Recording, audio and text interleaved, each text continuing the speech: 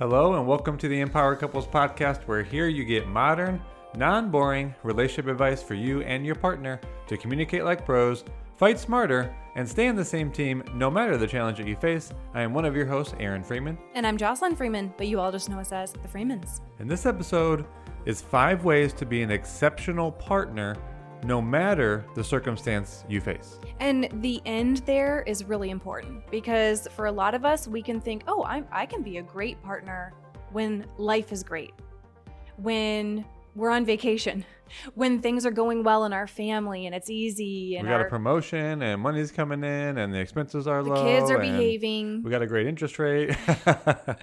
Right? And so, of course, it's a lot easier to be an exceptional partner when circumstances are great. However, your life won't always be going exactly how you want it to, right? And I know that's not a news flash for you. However, it's so easy to forget or lose sight of that mindset of we're going to face some seasons that are harder than others.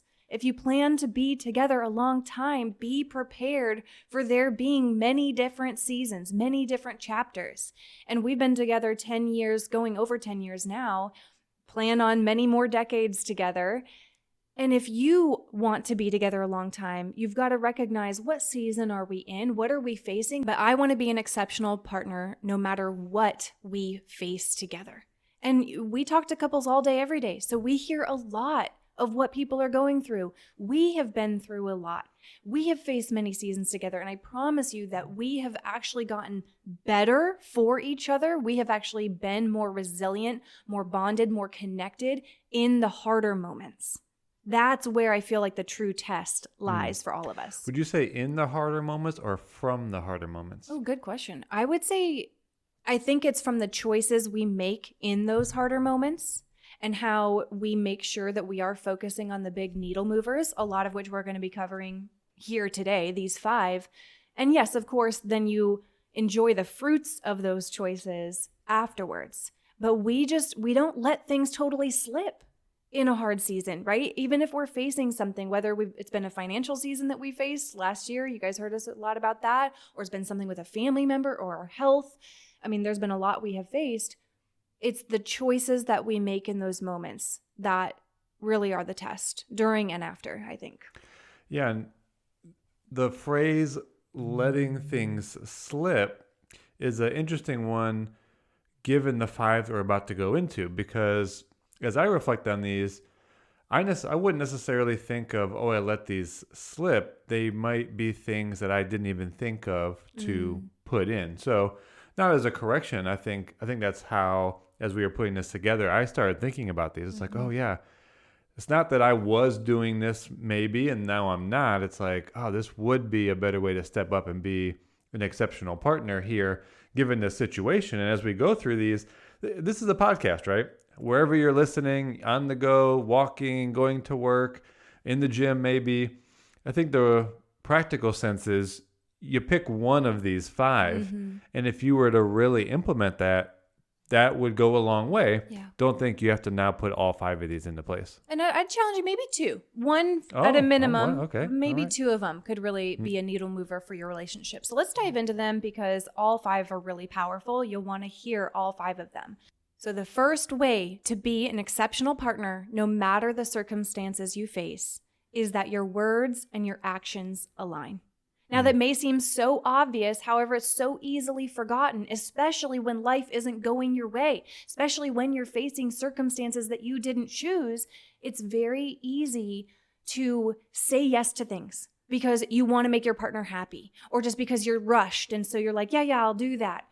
Or to have all those little things really add up that you're not following through. And then it's very easy to say, well, I'm doing the best I can, right? I'm working, you're working, we're facing this. When this circumstance is done, then I'll be able to follow through for you. Now, of course, there are nuances to this, and it really matters specifically what is going on in your world or what the topic is. However, I think the distinction is, are these the big things in your relationship, or are they the little things? So, for example, you've heard us reference this coffee cup, but it's just an easy one to think of. I'm not doing the best at following through on this coffee cup thing that Aaron would prefer I do, which is rinsing it out, when I put it in the sink instead of putting it in the sink with coffee in it. And I'm not doing my best with that. However, I am following through. My words and my actions do align with the critical things in our relationship. I know what matters most to Aaron because we talk about it. We have a weekly family meeting. We check in on those things. And when he says something is a needle mover for him, and it is important, and it's the foundation to our security and our satisfaction, I follow through. And so do you. Now we have grace for each other with the little things or the off days. We're going to all have an off day. I didn't sleep great last night. Now, thankfully, I was able to sleep in a bit. Aaron got Sky up. But let's say I woke up and I was really not feeling great. Sure, I might have an off day. I might not be my best. However, we're going to make sure that we're following through on the big needle movers for each other. Before we move to the next point, let's just talk about the response here. Because as you say yes to doing things, if you don't follow through, your partner is going to probably start to point that out. Maybe in the moment, maybe a little bit later, but whenever it is, if you have said you can count on me to do that and follow through, and then your partner reminds you, hey, you didn't do that, this is not an opportunity to get defensive. It's not even a place to say why you didn't follow through, give reasons and excuses. It just got to be really clear. If you said yes to something, then it's really your responsibility to see that you had the structure, you had the time, you knew what it meant, and that you were going to remind yourself to actually follow through. There's no excuse. If you couldn't do something, then you should have been more clear at the beginning. Hey, I don't think I can do that in the time that you want or in this manner, but I understand your underlying need. How about doing it this way? You should have had much better communication. So when it gets down to it and your partner is reminding you of something you didn't follow through on, it's simple. Oh, yeah, you're right. That probably had an impact on you. Is there impact? Let me hear it out. If not, let me make a new promise so that I actually do follow through on it. That's it. It literally can be as simple as, you're right. I didn't do that. I know that's important to you. I'm going to do it right now, or I'm going to do it tomorrow. Just the owning up to it can save you from conflict, can save you from it becoming a bigger thing, because we don't expect you to be perfect, but it's the owning up to it that is the really big key. Now, the second way to be an exceptional partner, no matter the circumstances you face, is that you are responsible for your mood and the energy you bring into the environment. Now, we don't expect you when you're in a hard season or you're facing a circumstance that isn't fun to wake up and be rainbows and butterflies. However, it is, I think, reasonable to say that you are responsible to not bring into the room, anger into the room, to bring in a negative attitude, to bring the energy down. Maybe you need to express what you need and say, I actually am not feeling great. I need some space. I need to process. I need to go on a walk. I actually need to go see my therapist. I need to talk to a friend if you really do need emotional support because you're really working through something. But otherwise, even when we're facing challenging circumstances, I still think about how I'm showing up for you, right? I think about how can I still wake up with some gratitude for what we do have? How can I show up in a way that does spark some joy? And if we're both down, this is something you and I do with each other. If we are down or we are struggling with something that we're thinking about or feeling, we will even say like, hey, can you help me get out of this funk? Can we talk about something that's more joyful, or can we put on some fun music? And so switching up the environment and making sure that the attitude, the energy that we both bring is going to affect each other. And I don't want to wake up and, bring it down. I think one of the points around this is you're going to have those times where, like in a short term, like something's going to happen, right? And you get focused on something you see in the media, and you start thinking about maybe the state of the world. We find ourselves in these places too. So it's not like you're saying you can't be affected by things that you see or show concern or feel anxiety or overwhelm or stress about various things, but those should be shorter term. And you don't want to just have that now be like your default attitude in the way that you show up. So, short term, those are going to happen. Express them, get support from your partner, but start to move past it. And you can also be, as you were mentioning, a type of partner that though you're other partner is going through something, you're not trying to change or force, which is where we're getting in the next one. You kind of want to accept the state that they're in, but not be dragged into it to a place where you're not going to be helpful to them from that regard. So just, I guess this one is more like take inventory.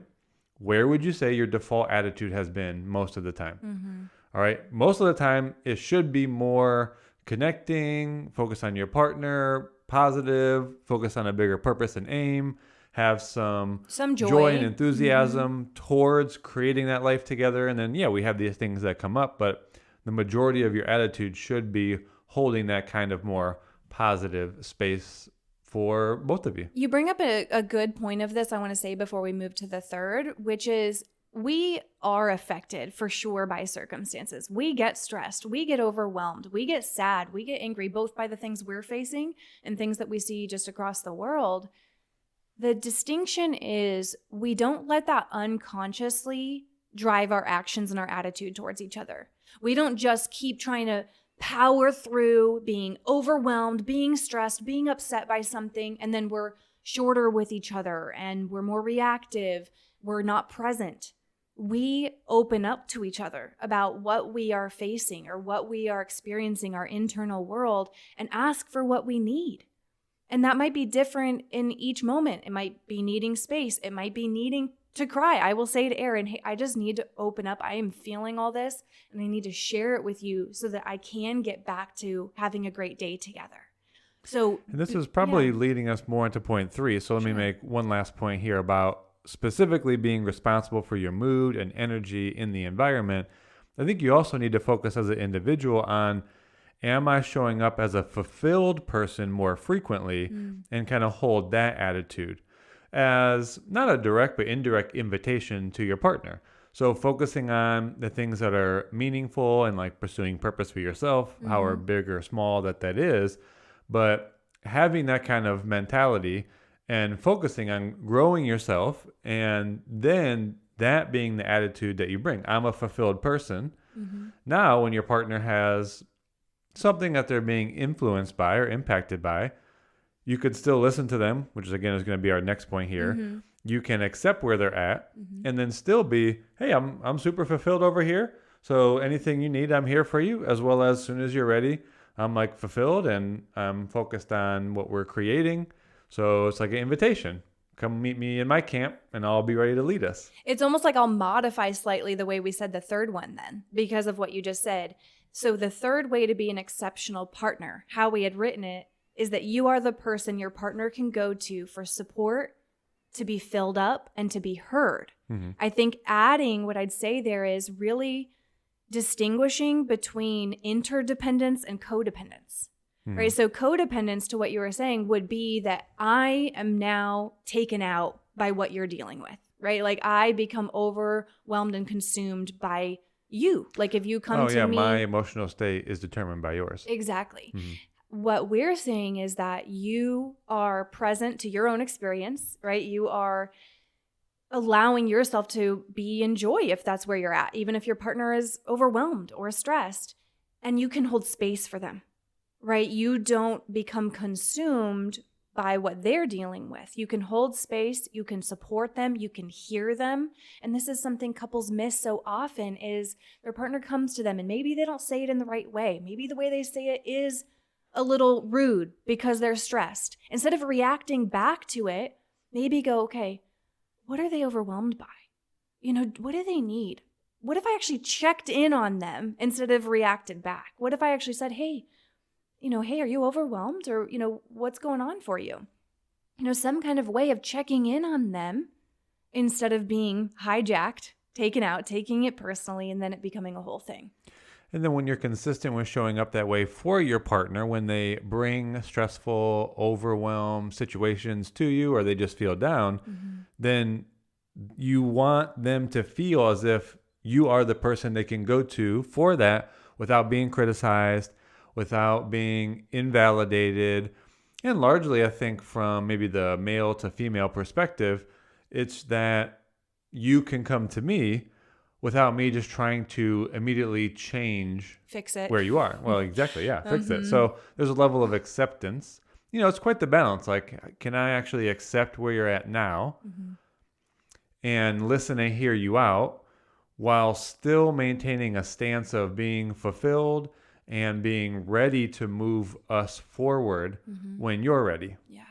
I think that's kind of, how I see it. Yeah, interdependence, right? Is that I can have my experience, you can have your experience, we can hold space for each other, we can support each other, and we can help meet each other's needs through what we are facing. Now, before we go into the fourth one, just in case, because some of you have a kid that needs you, some of you have to get to an appointment, we want to make sure that you have links to our resources beyond the podcast. We know there are a lot of new listeners who are getting to know us, and we're so glad you're here. Make sure you know that we have great resources, including an opportunity to be with us in person. You can come to Arizona for our next couples workshop in January 2024. We have guides that you can access. People from across the world get our Making Up and Moving Forward guide, our family meeting guide. You can get on our wait list for private sessions. We have an abundance of resources, and you can find them all at meetthefreemans.com/links, and you'll be able to see which tools are best for your relationship and what you are facing right now. So make sure to go to meetthefreemans.com/links. Aaron, what is the fourth way to be an exceptional partner? Now, this is an interesting one because I want to talk about or get into the realm of like sacrificing yourself, but it's like really caring more about your partner's satisfaction in the relationship. I think over some time it gets easy to, I don't know if it's just make assumptions, but we seem to go back to focusing on our own preferences and needs. And, it's not a bad thing that's going to happen. Like, I'm an individual, we're in a relationship, I have responsibilities, I have things I focus on, I have specific things that fill my cup with, certain friends or activities that I do. I obviously communicate with you about those, but there tends to be this place where, even for me, like I can lose track of checking in with you. Where's your satisfaction? What about your needs? Are there anything that's falling to the wayside? Is there anything new that's come up for you that might be an expectation that could turn into an upset or conflict, rather than me just focusing on myself? And again, these are not like bad things. These are just, you want to be an exceptional partner, start to bring some of this focus back. So for example, I could be focusing more on things, again, like my own sort of life trajectory, and it might be on work and making money. Of course, part of that is providing security for the family, but I can't use that as an excuse.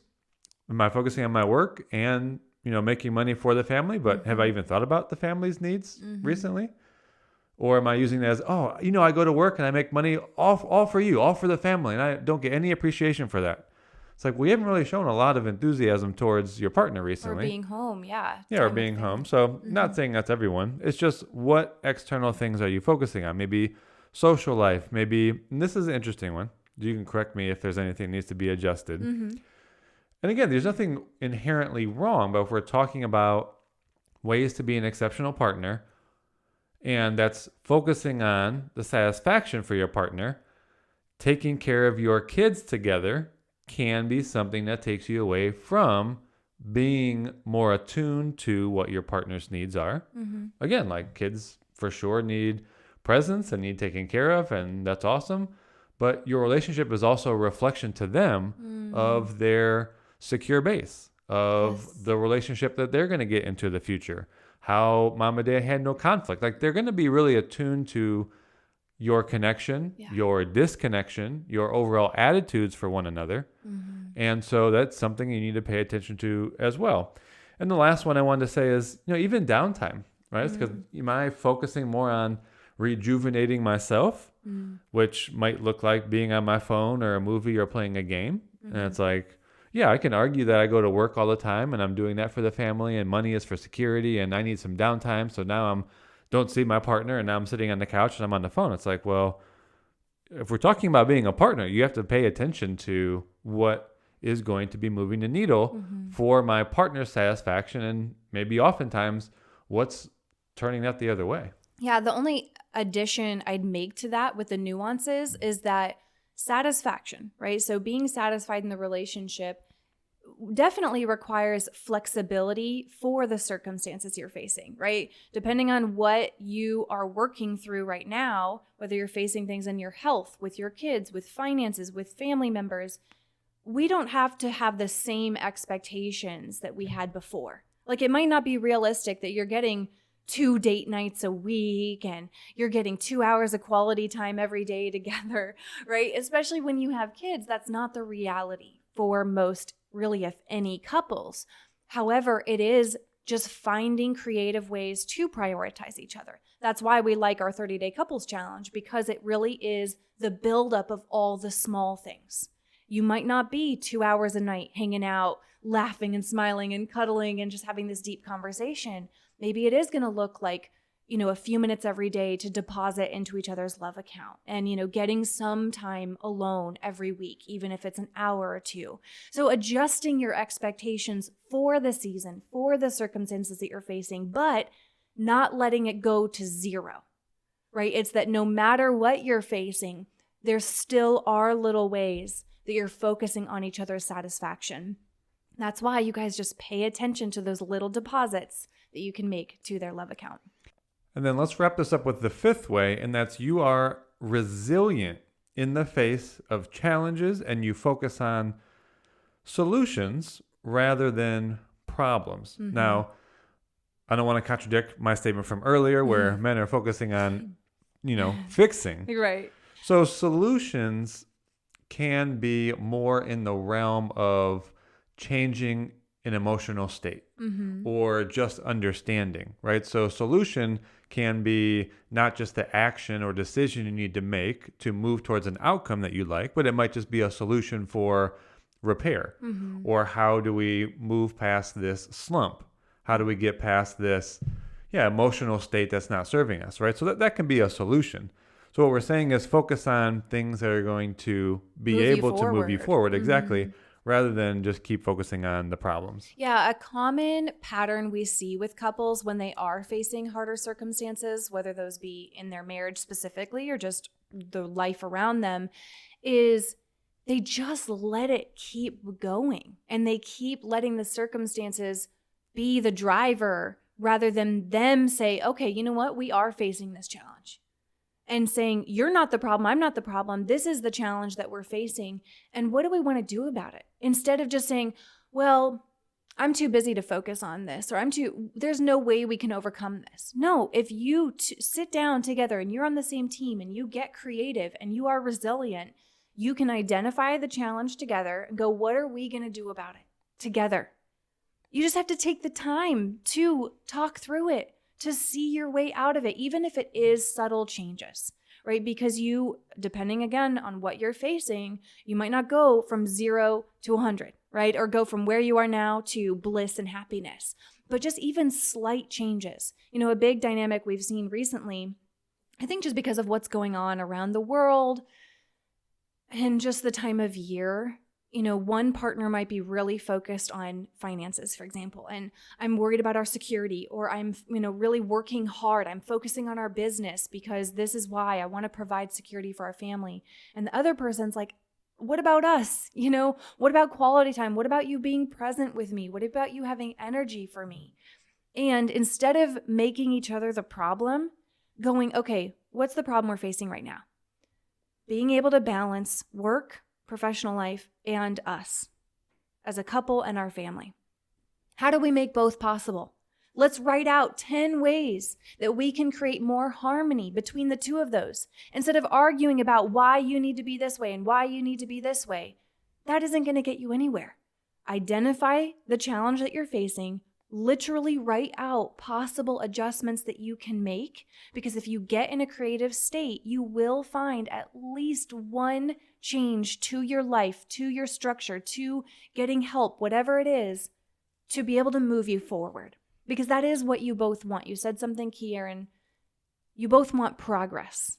And if you make some progress, even if it feels subtle, you'll both feel more motivated. You'll both feel more on the same team, and then that gets positive momentum going faster. Yeah, then lastly, I think one of the ways to focus on a solution is just to change your perspective. And it's not just like a positive thinking type of mentality or action, but I think in a very real sense, just to remember that relationships will have challenges. So just that gets you out of this kind of attitude of, I wish this wasn't going on, or this pattern has happened a couple of times. It just shouldn't be happening. So you keep on focusing on the problem. You kind of interpret that this is something that either has been going on a long time, or it's almost like subconsciously you're assuming this is going to keep going this way. So relationships are going to have challenges, but those challenges are also temporary. And, the temporary nature of them, I think, has a lot to do with many of the things we're talking about. Also has to do with initiating repair, moving through repair steps, focusing on individual fulfillment, purpose, meaning, all the things we've been talking about, I would even say the last couple of weeks on the podcast. And you can shorten this temporary season, right? Based on you focusing on putting in the effort, acquiring the skills that you need. But I think either way, even if you're not doing that at a very high level, pretty much everything still is temporary. And maybe the last perspective shift is, hey, your life is temporary. So are you going to just keep on focusing on these issues and problems and not changing something? Yeah, exactly. How much time are you really going to waste? Yeah, life is temporary. That is, I think, the most sobering reality or perspective shift for all of us. So we really hope you enjoyed today's points. Probably worth listening again, and make sure you take on at least one of these. 1 to 2, really focus on. Was wondering if you were going to come back to. I had said 1 in the beginning, and you said, maybe 2. I know, because I'm like, be extraordinary, right? Be exceptional. Don't just go for 1, go for 2, or maybe all 5 if you can. But the point is, we are all doing our best to be exceptional partners, and sometimes we lose sight of really what is most important. So we would love to hear from you if you enjoyed this episode. It means so much to us if you rate us on whichever platform you are listening on. So you can go ahead and hopefully you feel like it's 5 stars worthy, but make sure you also dive into our other resources that are linked in the show notes. But we love you guys, and we will talk to you on